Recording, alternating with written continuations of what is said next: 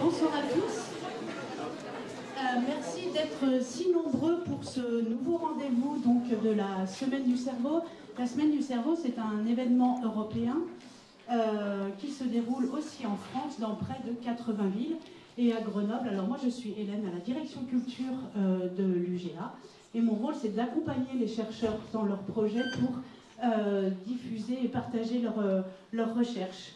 Et pour cette Semaine du Cerveau, donc, ils sont près d'une trentaine de chercheurs et chercheuses en neurosciences, et donc ils se sont mobilisés toute la semaine pour vous proposer des rendez-vous comme celui-ci ce soir.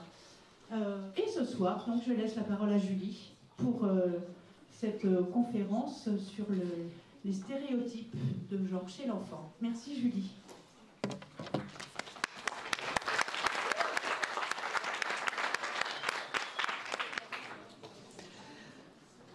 Bonsoir. Je voulais d'abord vous remercier d'être venus aussi nombreux. Et pour commencer, en fait, je voudrais me présenter pour vous expliquer un petit peu d'où je vous parle. Donc, je m'appelle Julie Fehrenbach et j'ai un parcours scolaire qui est assez atypique. J'ai une licence de mathématiques et j'ai 20 ans d'expérience d'enseignement en premier degré auprès d'enfants à besoins particuliers. Donc il y a des futurs enseignants ici, je pense que ces sigles vous disent quelque chose, en CESAD, en RASED et en ULIS. Et puis j'ai passé un master de français langue étrangère, un master de sciences cognitives, et actuellement je suis doctorante en psychologie du développement et en psychologie sociale.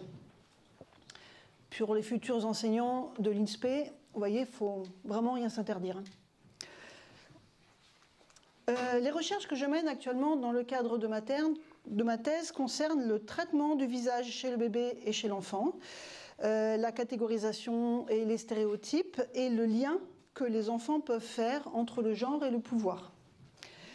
Et je suis doctorante au laboratoire de psychologie et neurocognition qui est à Grenoble, ici sur le campus, dans l'équipe Babylab. Et mes encadrants de thèse sont Olivier Pascalis, Jean-Baptiste van der Heyst et Christina Galuska.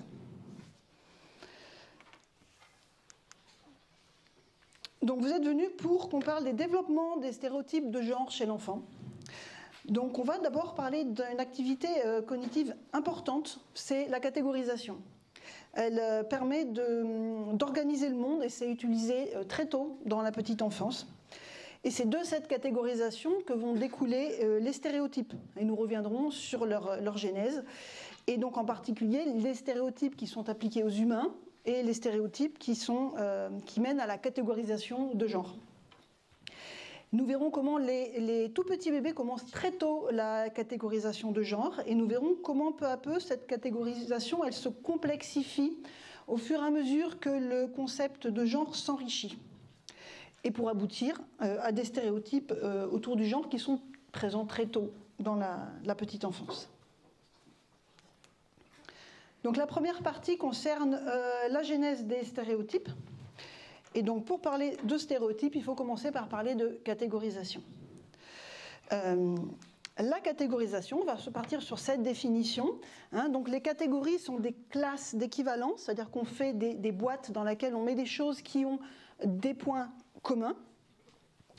Et à l'intérieur de ces boîtes, les entités qu'on y met doivent être différentes, doivent être discernables. Donc je mets d'un côté les chiens, de l'autre côté les chats, mais tous les chats ne sont pas les mêmes et tous les chiens ne sont pas les mêmes. Et la catégorisation, c'est la capacité à former ces catégories. Comme je l'ai dit, la catégorisation, c'est vraiment une activité fondamentale au niveau du développement. C'est un outil cognitif très puissant et on va revenir sur 5 fonctions. Vous m'entendez bien ? Oui. Sur 5 fonctions importantes de la catégorisation. Donc ça permet de réduire la quantité d'informations à traiter en incorporant un grand nombre d'individus dans un petit nombre de classes. Et pour ça, je vous renvoie à une nouvelle de Borges qui s'appelle Funès, dans son recueil de nouvelles fictions, où il imagine un homme qui, à la suite d'un accident, d'un traumatisme cérébral, ne sait plus catégoriser. Et vous verrez que sa vie, elle est quand même très compliquée. La catégorisation permet d'organiser les connaissances. Je pense que le meilleur exemple, c'est la taxonomie des animaux.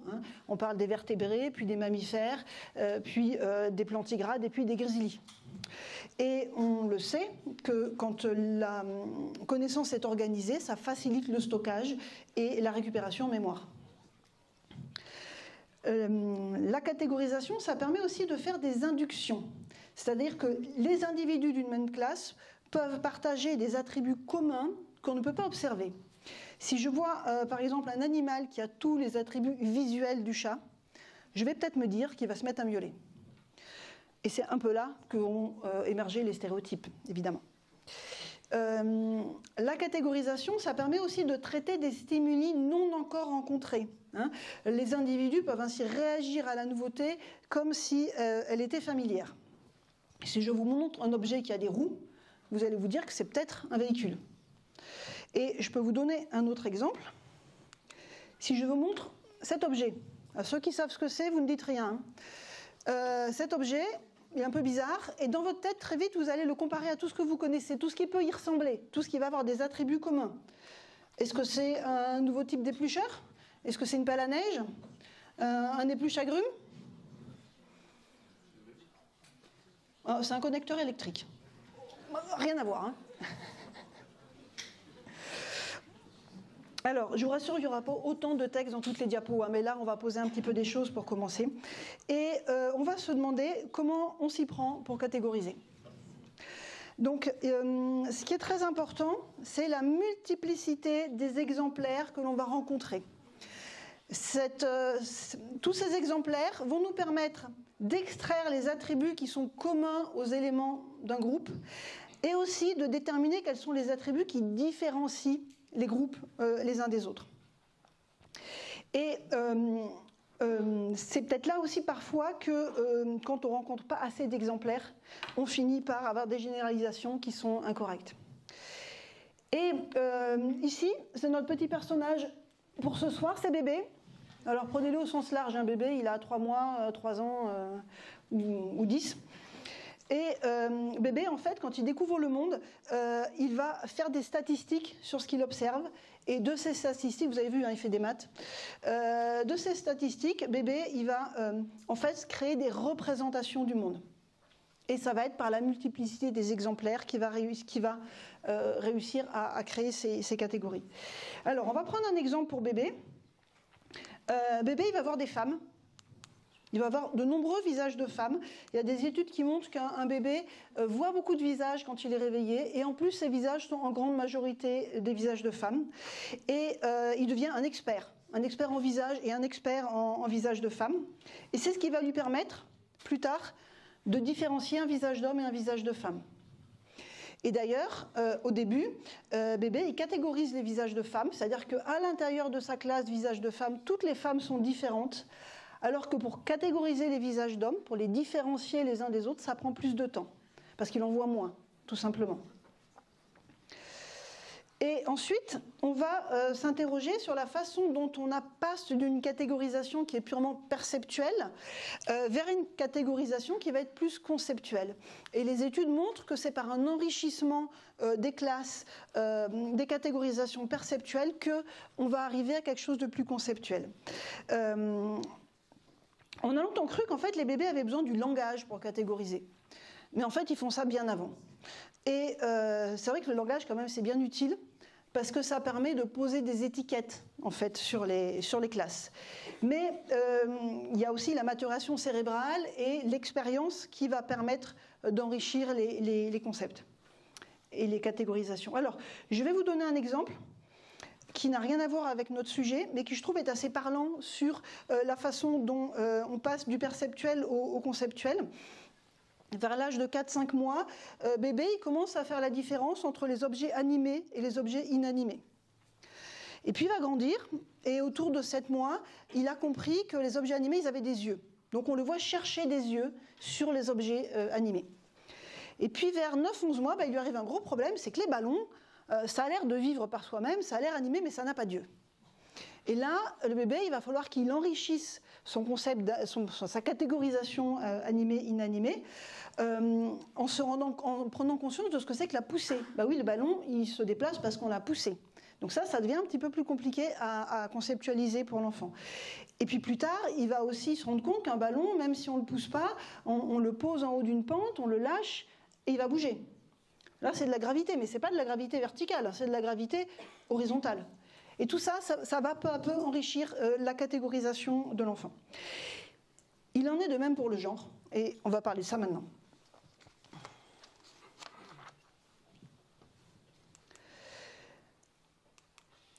Donc, on a parlé de la catégorisation des visages. Hein, donc, la séparation homme-femme, elle se fait autour de 3-4 mois au niveau des visages. Et on va parler des voix. Alors, les voix d'hommes et les voix de femmes ont des différences qui sont vraiment objectives. On prend des appareils, on mesure et on cherche des critères qui permettent de différencier les voix d'hommes et les voix de femmes. Je peux vous donner 3 critères. La hauteur de la voix, ça on s'en doutait, mais l'intonation aussi va être différente pour les hommes et pour les femmes. Et puis la façon de prononcer certaines consonnes qu'on appelle les fricatives. Ça, c'est des différences objectives. Mais elles sont aussi des différences qui sont subjectives. C'est-à-dire que si un adulte, on fait écouter une voix d'homme, une voix de femme, et on n'a laissé qu'un seul des critères qui fait une différence, il est capable de déterminer si c'est une voix d'homme ou une voix de femme. Et ça, bébé, il sait le faire à partir de l'âge de 6 mois. Et puis, on va rendre les choses un petit peu plus compliquées. Alors, on reste sur du perceptuel encore, mais on va croiser 2 modalités, hein, la perception visuelle et la perception auditive.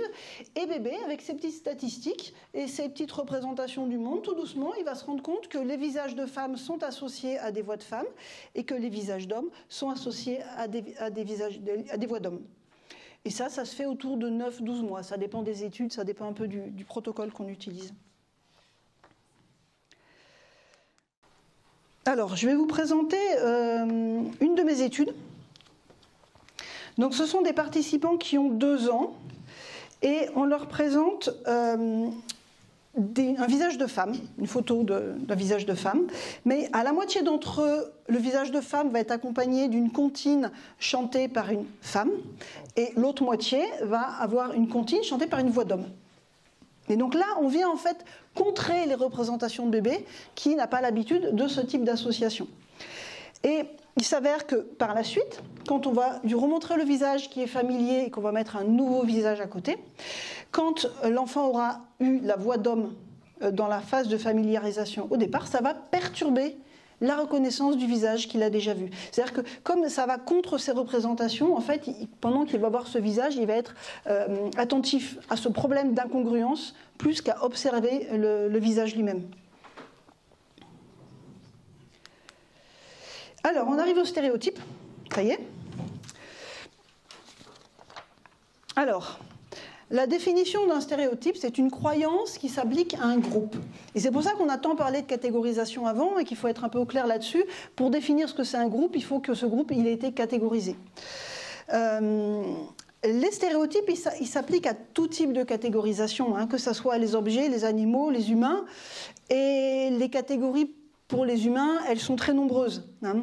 L'âge, le sexe, l'origine, la couleur de la peau, l'activité, le statut socio-économique, la religion, le métier, l'apparence physique, et je suis sûre que vous en trouverez d'autres. Hein.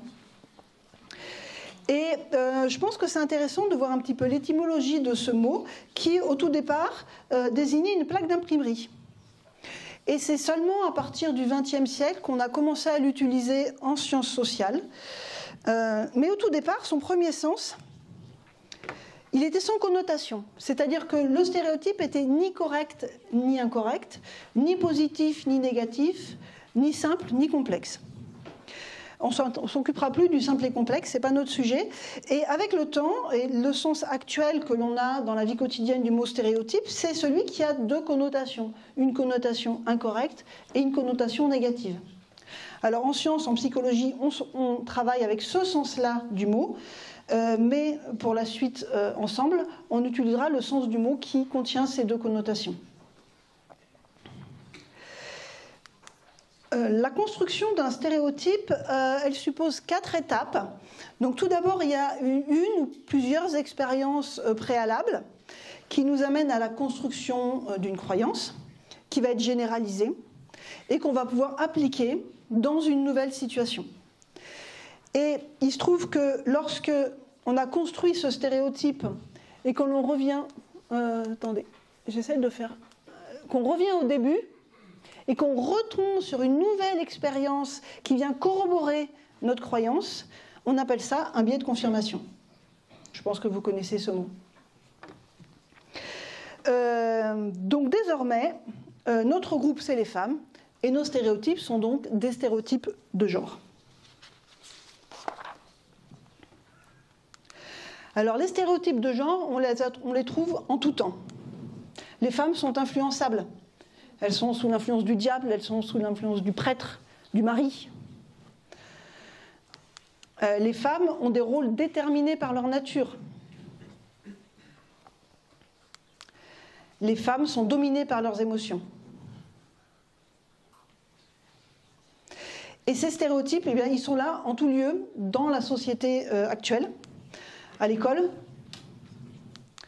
au travail, dans le sport, dans la publicité, dans la famille, dans la politique. Alors, celui-là, je vous explique rapidement. C'est pas très explicite. Il y a une étude qui a montré qui est allée chercher comment les gens commentaient les interventions publiques des hommes et des femmes politiques sur les réseaux sociaux. Et pour les femmes, on a quand même beaucoup plus souvent des références à leur apparence physique. Regarde comme elle est habillée, regarde la coiffure qu'elle avait.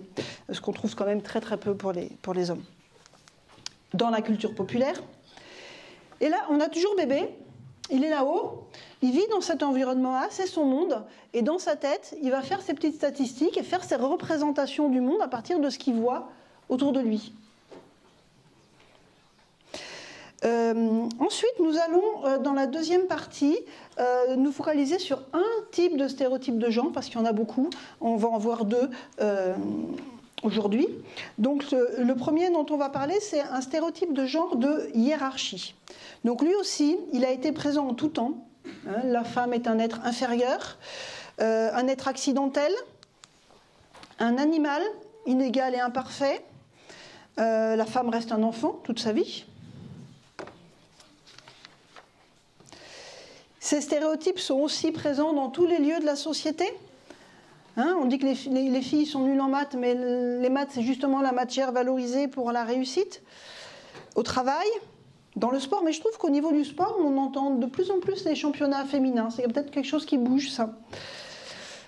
La publicité, dans la famille, dans la politique. Et bébé, il est toujours là. Il observe son petit monde et il crée ses représentations. Alors, on va voir un petit peu comment tout ça, ça se génère chez l'enfant depuis petit. Donc les visages, on en a déjà parlé, les voix également. Quand il grandit, bébé,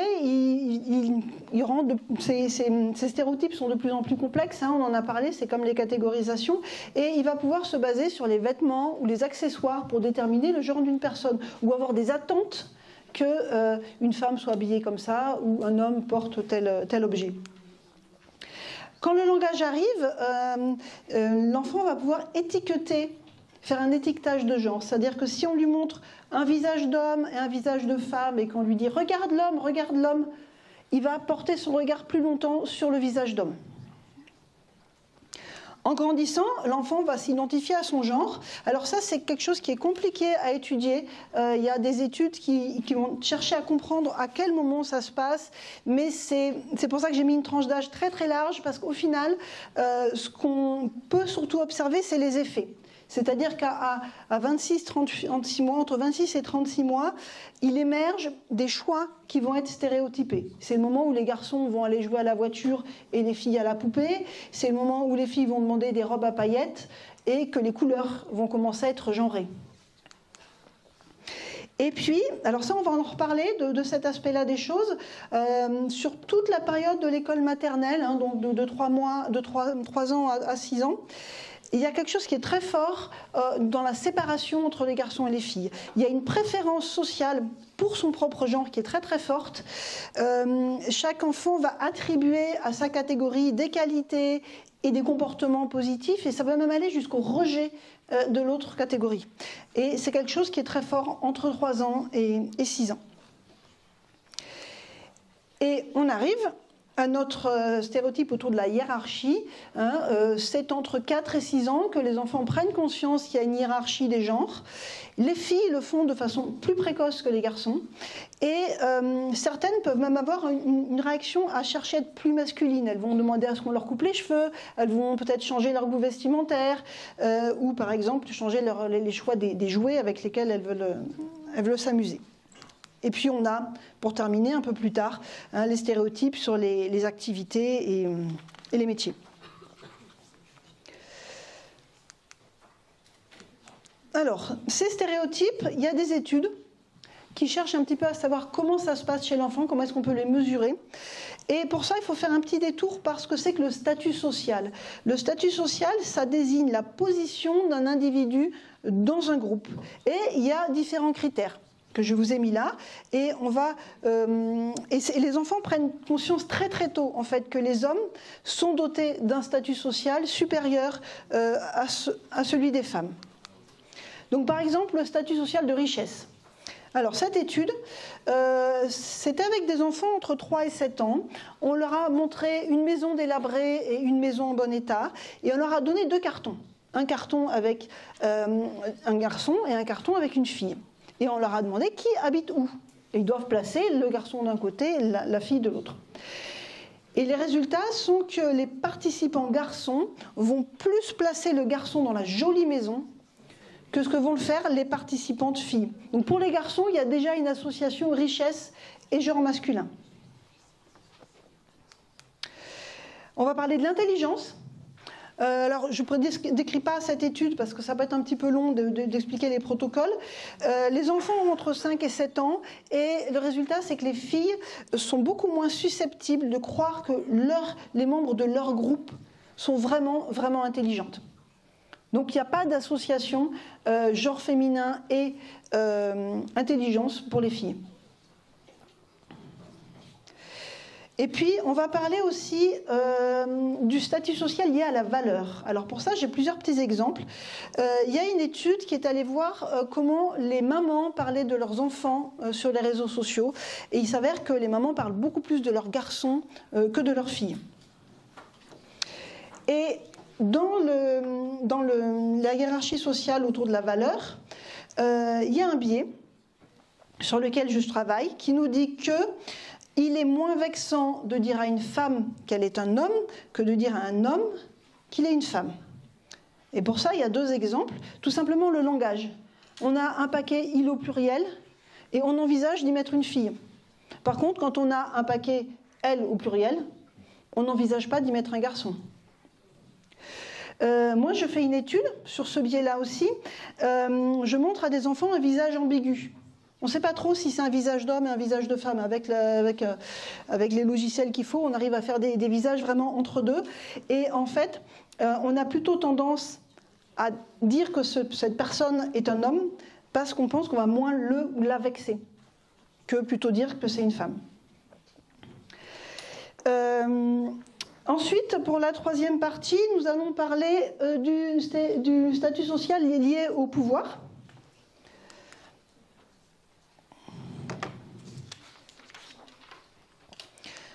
Donc ce stéréotype, il est aussi présent de tout temps. Et il est aussi présent en tout lieu dans notre société actuellement. Le directeur de l'école, c'est un homme, en général. Vous connaissez le principe du plafond de verre. Dans le sport, dans la publicité, on retrouve... Je n'ai pas trouvé d'études disant si c'est plutôt papa ou maman qui conduit la voiture. Mais ça serait intéressant de mener ça comme étude. La politique. Et notre bébé, il est toujours là. Il regarde son monde et il crée ses représentations du monde à partir de ce qu'il observe. Alors, avant de parler de pouvoir, il faut qu'on parle de dominance. L'enfant, dès petit, il cherche dans son environnement des indices de dominance, des indices qui vont lui permettre de savoir qui a le pouvoir. Par exemple, la taille physique. Vous avez vu, dès l'âge d'1 an, l'enfant va donner de l'importance à la taille physique et ça perdure plus tard. Et c'est quelque chose qui a été aussi étudié chez le singe. Chez le singe aussi, la taille physique est un indice de dominance. Un deuxième indice, ça va être la taille du groupe. Donc l'individu qui a le plus d'alliés devrait a priori l'emporter. Ça a été étudié dès 6 mois et ça continue dans la petite enfance. Les ressources. Alors on ne voit pas très bien, mais le personnage rouge, il a plus de crayons que le personnage orange. Et ensuite, on demande à l'enfant qui va être le personnage rouge et qui va être le personnage orange. Et là, on voit que l'enfant associe la dominance à la quantité de ressources. Mais l'enfant, il va aussi découvrir que l'âge, l'ethnie et le genre, pour ce qui nous concerne, sont aussi des indices de dominance. Alors tous ces indices-là sont des indices non verbaux. Il y a des gens qui font des études sur le lien avec le langage, l'intonation, la structure des phrases, le vocabulaire qu'on utilise pour un langage qui va être considéré comme dominant. Moi, ce n'est pas du tout ce que je fais. Mais il y a des gens qui travaillent là-dessus. Bébé, il va aussi découvrir que la dominance est transitif. Donc si A domine B et puis B domine C, à ce moment-là, A va aussi dominer C. Et il va découvrir aussi que la dominance, c'est permanent dans le temps. Alors, pour vous parler du genre et du pouvoir, je n'ai pas voulu faire quelque chose de trop théorique. J'ai trouvé 4 études à vous présenter qui, pour moi, sont assez représentatives de ce qu'on peut trouver dans ce domaine-là. Donc, la première, elle est sur 2 diapos. C'est une étude qui a été menée avec des enfants de 3 à 6 ans dans 3 pays. Alors on a choisi le Liban et la Norvège pour des raisons précises. C'est que la Norvège est considérée comme étant un pays supposé plus égalitaire sur le plan du genre, alors que le Liban est supposé être un pays moins égalitaire sur le plan du genre. On va présenter ces 2 petits personnages aux enfants. On s'est bien assuré d'abord qu'ils ont compris qu'il y avait une situation de dominance, qui dominait, qui était le dominant et qui était le dominé. Et on leur a demandé qui est un garçon et qui est une fille.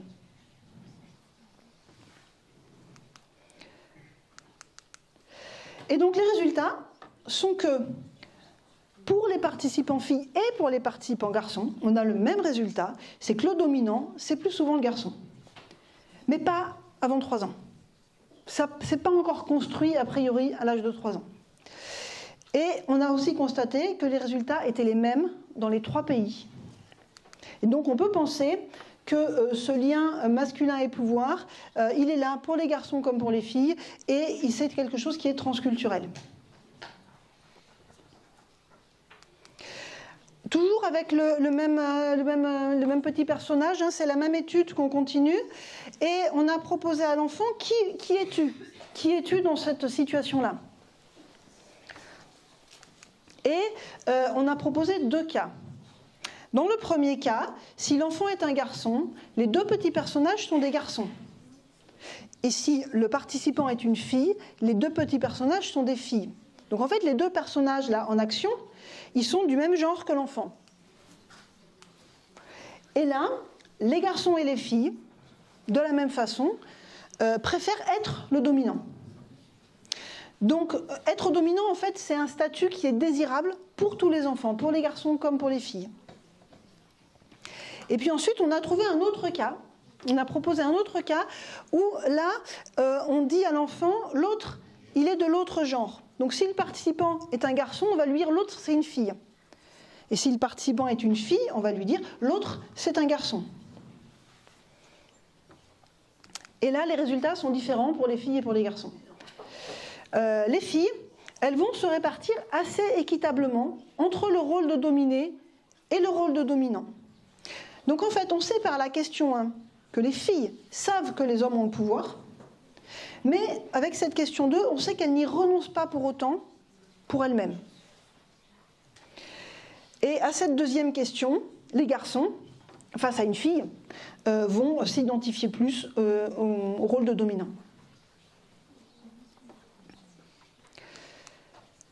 Et les résultats sont les mêmes dans les 3 pays.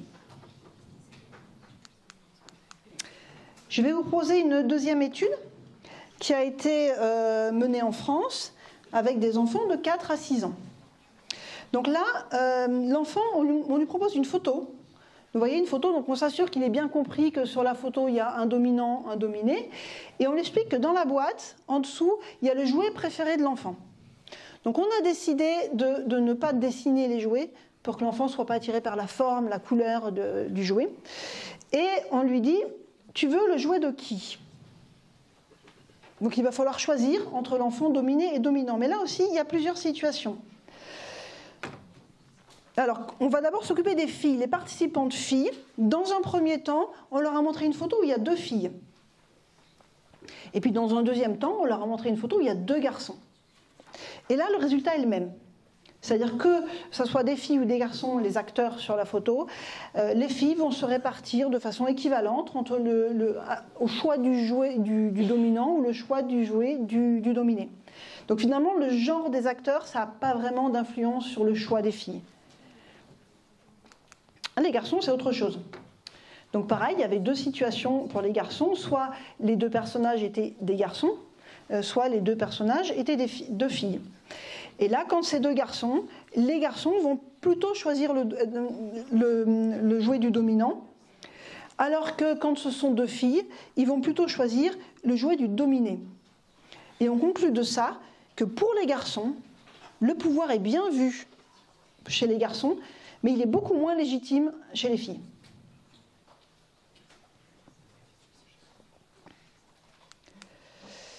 Et il y a un autre élément, on y reviendra là-dessus plus tard aussi, c'est que plus l'enfant grandit, et moins il choisit le dominant, plus il va aller vers le choix du dominé. Et ça, c'est quelque chose qu'on va retrouver plus tard. La 3e étude a été menée aux États-Unis avec des enfants de 6 à 10 ans. Et donc on leur montre un visage d'homme, un visage de femme, et on leur demande qui est responsable. Alors responsable, il faut le prendre comme la traduction de in charge en anglais, qui veut dire à la fois avoir des responsabilités, mais aussi avoir un pouvoir de décision. Et les garçons pensent plus souvent que l'homme est responsable, alors que les filles se répartissent équitablement entre l'homme ou la femme pour être le dominant. Et ça va tout à fait dans le sens d'une théorie qui s'appelle la théorie de la dominance sociale. Donc les membres du groupe dominant, donc les garçons, pratiquent plus le biais de même groupe, vont plus favoriser leur propre groupe que ce que ne font les membres du groupe dominé, donc les filles. Et puis dans cette étude, il y avait une deuxième question. Là aussi, je ne vous expliquerai pas le protocole, ce serait un peu long. Mais on revient sur l'idée que les garçons et les filles ont, de manière égale, envie d'avoir des responsabilités. Et on se rend compte, comme on a vu pour la première étude, que malgré l'asymétrie des réponses à la première question, les filles ne renoncent pas au pouvoir pour elles-mêmes. La dernière étude, elle a un intérêt, c'est qu'elle a été menée en France avec des enfants de 3-6 ans, et moi je suis en train de la mener actuellement avec des enfants qui ont 7-9 ans. Et c'est exactement le même protocole pour les 2 tranches d'âge. Le protocole, le voici. Donc on présente aux enfants des petites vidéos où on voit un homme et une femme qui se disputent pour une ressource, et l'un des 2 va gagner. Et chaque enfant va avoir 2 scénarios. Un scénario où l'homme gagne, un scénario où la femme gagne. Et à la fin de chaque scénario, on va demander à l'enfant avec qui tu veux jouer. Donc les résultats sont différents pour les 2 tranches d'âge. Il y a chez les plus petits une préférence pour son propre genre qui en fait est capable de développer plus d'empathie. Et on retrouve cette tendance à aller vers le dominé en grandissant. Pour conclure, les études et les résultats que je vous ai présentés concernaient le stéréotype de genre, mais certaines de ces études et d'autres ont utilisé des protocoles très similaires pour travailler sur les stéréotypes liés à l'ethnie. Et on trouve des résultats qui sont très proches. Et nous avons été suivis pendant toute la conférence par Bébé, qui faisait des statistiques et créait ses représentations du monde. En fait, Bébé, il n'invente rien. Il observe le monde pour le comprendre et s'y adapter. Et on voit que c'est normal de créer des catégorisations, c'est même normal de construire des stéréotypes. Et le tout, c'est d'en avoir conscience, en fait. Et si Bébé grandit dans un monde où les stéréotypes de genre sont moins nombreux, sont plus rares, il est probable qu'il lui-même il construira moins de stéréotypes de genre. Et donc nous adultes, nous sommes tous responsables en fait du monde que bébé observe, que ça soit à l'école, au travail, dans la famille et dans les pratiques sportives et tous les autres endroits que j'ai cités. On peut prendre un temps pour des questions. Vous pouvez aussi, si vous préférez, me les poser par mail. Et puis, si vous voulez les références de certaines des études que je vous ai montrées, vous avez mes coordonnées.